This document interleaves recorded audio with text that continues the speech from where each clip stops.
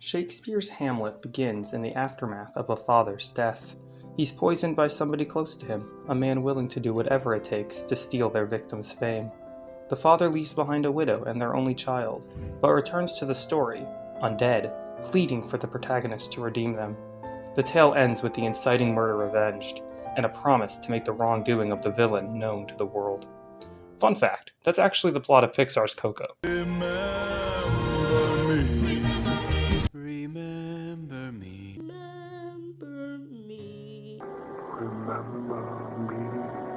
To my surprise, I couldn't find anybody talking about it. It's not on the Wikipedia list for Hamlet film adaptations either, even though the movie has been out for 7 years.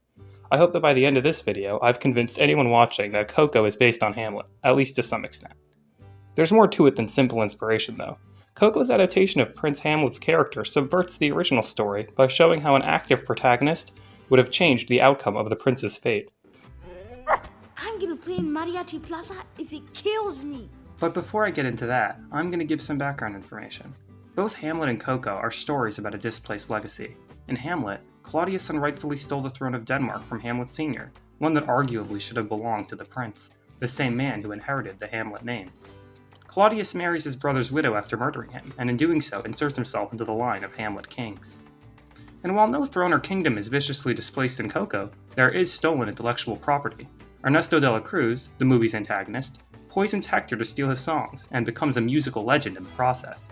The movie focuses on the journey of Hector's great-great-grandson Miguel. His family hates music, since it's the reason Hector, who they won't even mention by name, abandoned them, and as far as they know, the reason he never returned. Miguel ventures into the land of the dead by accident during Dia de los Muertos, under the impression that his great-great-grandfather is actually Ernesto.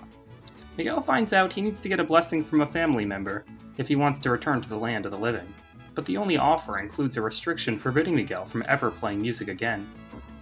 He sets out to find Ernesto, whose blessing will still allow him to pursue his musical dream, and gets help from Hector along the way. Notably, Hector has no idea that Miguel is actually his grandson, or that Ernesto is the one responsible for poisoning him all those years ago. In return for helping him find Ernesto, Miguel is set on a task by Hector to save him from a form of purgatory, just like Prince Hamlet is by the ghost of his father. No one's ever put up my picture, but you can change that! While the logistics of both afterlives are different, the two protagonists end up facing a very similar challenge throughout their journeys: to avenge their father, or father figure, expose their murder to the world, and set the displaced legacies right. However, Miguel completely succeeds where Hamlet gets only a B+, because he did most of the avenging except he died and gave Denmark's throne to another family, the Fortinbrosses, which I'm assuming Hamlet Sr. didn't want to happen. The difference is that Hamlet is a man of inaction and overthinking, where Miguel is a man, or boy I should say, of action. This makes Coco a very interesting adaptation, because it takes the protagonist with the opposite instinct as the original, yet drops them into a story with the same framework. To explore this further, let's take a look at Hamlet's most famous lines, which exemplify his frustrating nature to overthink. To be or not to be, that is the question. Whether 'tis nobler in the mind to suffer the slings and arrows of outrageous fortune, or take arms against a sea of troubles, and by opposing end them. The conventional way to interpret these lines is that Hamlet is debating whether it would be better for him to live or die. To be quite literally means staying alive, and in doing so, suffering the slings and arrows and so on, while to not be means killing himself as a way to take arms against them, thereby ending his pain.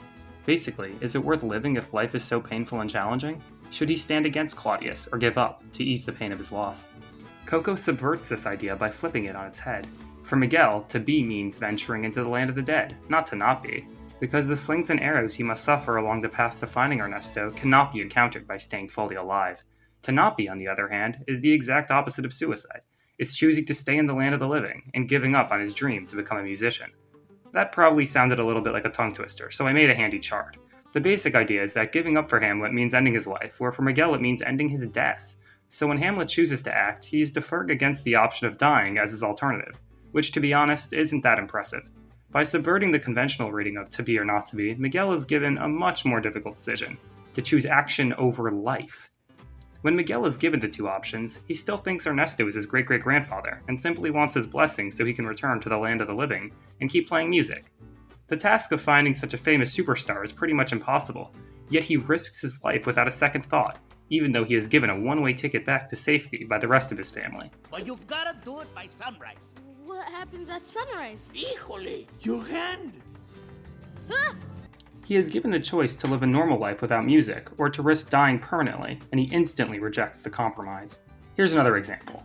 Through Coco's mousetrap scene, yes, they have a mousetrap scene, Miguel discovers that Hector is his father, not Ernesto, and that Ernesto poisoned Hector to steal his songs. This puts him in the same situation as Hamlet after his staged play confirms that Claudius is guilty. Now they both know that their father was murdered by a man who stepped into their familial and social role, which poses a difficult challenge. How do they prove their father was poisoned to win back his stolen legacy? The adaptation of Hamlet's overthinking into Miguel's character of action can be seen clearly in this primary conflict. In Act 3, Scene 3 of Hamlet, right after the mousetrap, Hamlet Jr. gets the opportunity to exact revenge on Claudius, but hesitates, throwing away his shot. This is the best chance that he gets to kill Claudius, and while he does succeed in the final scene of the play, it costs him his life. With this hindsight in mind, we can see that lack of action kills the prince, and the moment where he retracts the sword lifted over a kneeling Claudius is a symbol of the flaw in his character. Even though he is a child, I think Miguel would have decapitated Claudius here. In the movie, he acts and thinks quickly after the mousetrap scene. So how do we get to De La Cruz? I might know a way. He is the opposite of Hamlet in this, and he has to be, since the time until sundown is running short, a ticking clock as his body slowly gets more dead and more skeleton-y. Unlike the protagonist, both villains react to the mousetrap scene similarly. Once they realize that Hamlet/Miguel figured out their evil murder, they send them off to die. Ernesto tosses Miguel into a sewer, and Claudius has Hamlet shipped somewhere even more sinister, England. But Hamlet manages to escape his grave fate, and explains how he did to Horatio in the final scene of the play. Sir, in my heart there was a kind of fighting, that would not let me sleep. Methought I lay, worse than the mutinies in the bilboes. Rashly, and praised be rashness for it, let us know, our indiscretion sometimes serves us well, when our deep plots do pall. Here, Hamlet is saying that simply acting, even rashly, is often better than overthought plans that don't succeed. At this point, Miguel and Hamlet's characters are aligned, and the prince is also a man of action, managing to get back to Denmark, just like Miguel gets out of his own sewer. Hamlet actually kills Claudius after this, but it's too late for him to do so and make it out alive. The easy opportunity passed over in a moment of hesitation.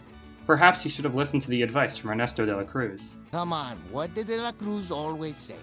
Seize your moment? Miguel seizes every moment and opportunity he gets, and it's the reason he makes it out of the land of the dead, saves Hector's legacy from being forgotten, and his own early musical career. Meanwhile, Hamlet's indecisive and overthinking nature, overcome too late, is the cause of his death. Coco's adaptation of Hamlet replaces him with Miguel. He's a boy who acts first and thinks quickly, showing how a story with the same bones can have a happier outcome, if only with a different protagonist. If anyone watching this hasn't seen Coco or Hamlet yet, I hope this video convinced you to give them a shot, and I'm sorry for spoiling the entire thing.